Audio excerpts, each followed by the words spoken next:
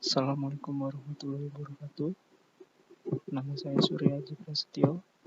Di sini saya akan mempresentasikan tentang HAM dengan judul menganalisis upaya pemajuan, penghormatan, dan penegakan HAM. Pengertian dan macam-macam HAM. Istilah hak asasi manusia menurut bahasa Perancis adalah droit de l'homme, sedangkan menurut bahasa Belanda adalah Mensenrechten. Artinya, hak asasi ini bukan diberikan atau pemberian orang lain, golongan, atau negara. Hak asasi manusia diartikan sebagai hak-hak dasar yang dimiliki setiap manusia yang dibawa sejak lahir sebagai anugerah dari Tuhan Yang Maha Esa. Nah, HAM ini memiliki beberapa ciri khusus, yaitu sebagai berikut. Sini A, yaitu hakiki. Hakiki ini ada pada setiap diri manusia sebagai makhluk Tuhan. B, universal. Artinya hak itu berlaku untuk semua orang di mana saja, tanpa memandang status, ras, harga diri, gender, atau perbedaan lainnya. C, permanen dan tidak dapat dicabut. Artinya hak itu tetap selama manusia itu hidup dan tidak dapat dihapuskan oleh siapapun. D, tak dapat dibagi. Artinya semua orang berhak mendapatkan semua hak, apakah hak sipil atau hak politik, ekonomi, sosial, dan budaya. Nah, macam-macam HAM di sini ada 6. Ada 6. Yang satu, hak asasi pribadi atau personal right. Misalnya hak kemerdekaan memeluk agama dan beribadah menurut agama masing-masing, menyatakan pendapat, berorganisasi, dan sebagainya. Kedua, hak asasi ekonomi atau property right. Misalnya hak kebebasan memiliki sesuatu, membeli dan menjual sesuatu, mengadakan kontrak atau perjanjian, dan lain sebagainya. Ketiga, hak asasi politik atau political right. Misalnya, hak untuk diakui dalam kedudukan sebagai warga negara yang sederajat, ikut serta dalam pemerintahan, hak memilih dan dipilih, mendirikan partai politik atau organisasi, mengajukan kritik, dan sebagainya. Keempat, hak asasi sosial dan kebudayaan atau sosial dan cultural right. Misalnya hak kebebasan memilih dan mendapatkan pendidikan, mengembangkan kebudayaan, dan lain sebagainya. Kelima, hak memperoleh perlakuan yang sama dalam hukum dan pemerintahan atau right of legal equality. Keenam, hak asasi untuk memperoleh perlakuan tata peradilan dan perlindungan hukum atau procedural right. Misalnya, hak mendapatkan perlakuan yang wajar dan adil dalam peradilan, pembelaan hukum, penerapan asas praduga, dan bersalah dan sebagainya. Tujuan HAM itu melindungi martabat manusia.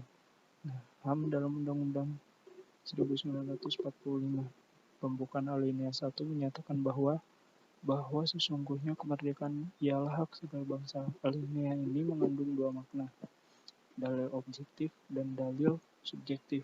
Nah, dalil objektif ini, kemerdekaan ialah hak segala bangsa, dan dalil subjektif ini, aspirasi bangsa Indonesia untuk merdeka.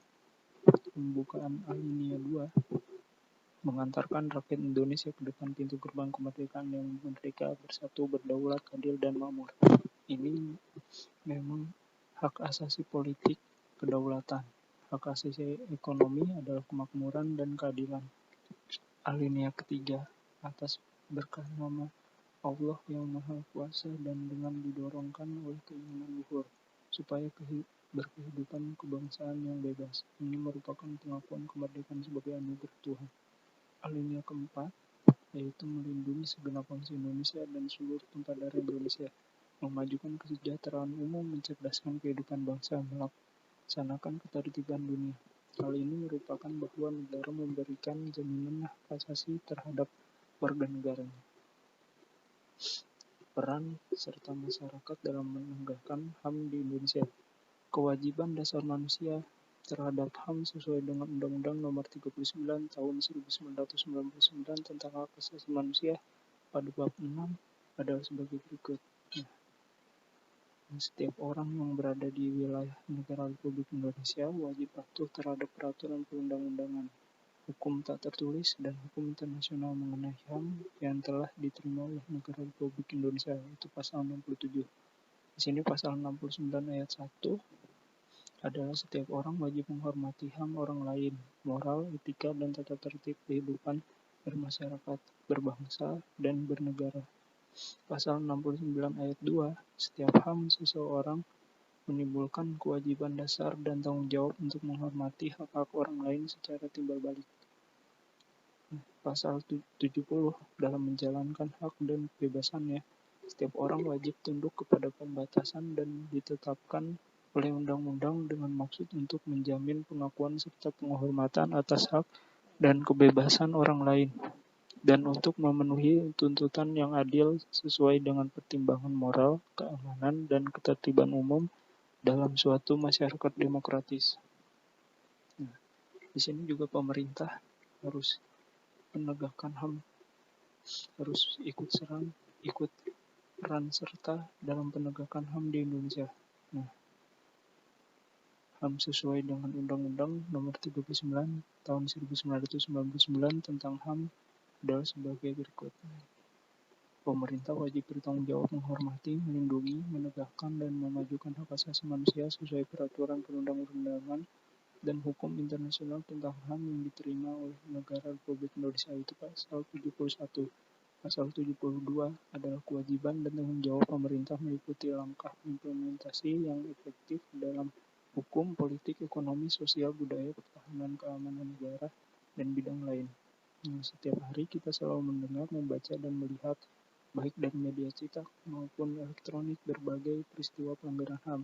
Masalah penegakan HAM adalah masalah bersama yang menjadi tanggung jawab bersama antara pemerintah, rakyat, dan lembaga-lembaga tertentu seperti Komnas HAM. Pelanggaran HAM dapat dilakukan oleh negara atau pemerintah ataupun masyarakat. Menurut Richard Falk, mengidentifikasi standar guna mengukur derajat keseriusan pelanggaran HAM. Hasilnya adalah disusunnya kategori pelanggaran HAM sebagai berikut. 1. Pembunuhan besar-besaran atau genosid, yaitu setiap perbuatan yang dilakukan dengan maksud untuk menghancurkan atau memusnahkan seluruh atau sebagian kelompok bangsa, ras, etnis, kelompok agama seperti berikut.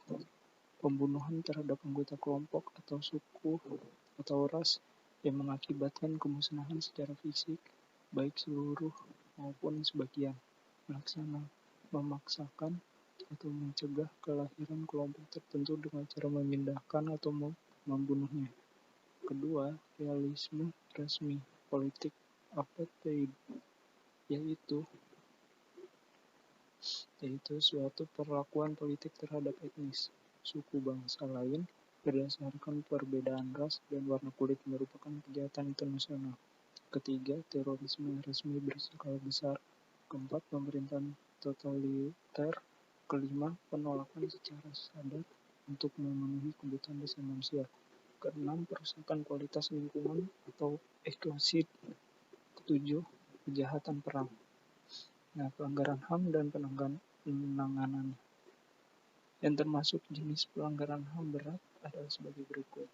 Kejahatan genosid, kejahatan terhadap kemanusiaan. Nah, kejahatan terhadap kemanusiaan ini,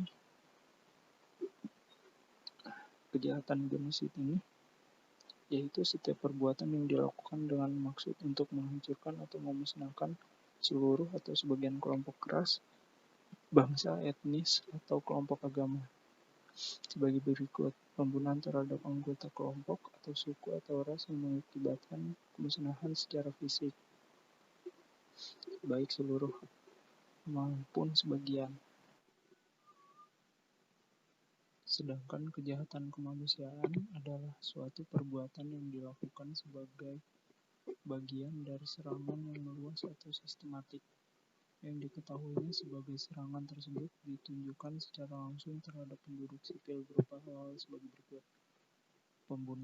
Pembunuhan, B. Pemusnahan dan penyiksaan, C. Perbudakan, D. Pengusiran dan pemindahan penduduk secara paksa, E. Perampasan kemerdekaan yang melanggar hukum internasional, F. Pemerkosaan atau perbudakan seksual, pelacuran secara paksa, pemaksaan kehamilan, pemandulan atau sterilisasi secara paksa, dan bentuk kekerasan seksual lainnya. G. Penganiayaan terhadap suatu kelompok tertentu atau perkumpulan yang didasari persamaan paham politik, ras, kebangsaan, etnis, kebudayaan, agama, jenis kelamin, atau alasan yang telah diakui secara universal sebagai hal yang dilarang menurut hukum internasional. H. Penghilangan kewarganegaraan seseorang secara paksa. Perilaku upaya pemajuan, penghormatan, dan penegakan HAM. A. Dalam lingkungan masyarakat, yaitu menjunjung tinggi harga diri manusia dan bangsa, kesamaan harga diri antar pribadi, tidak mencampur urusan pribadi orang lain, tidak mencela dan menghina kekurangan orang lain, saling menghargai antar sesama manusia.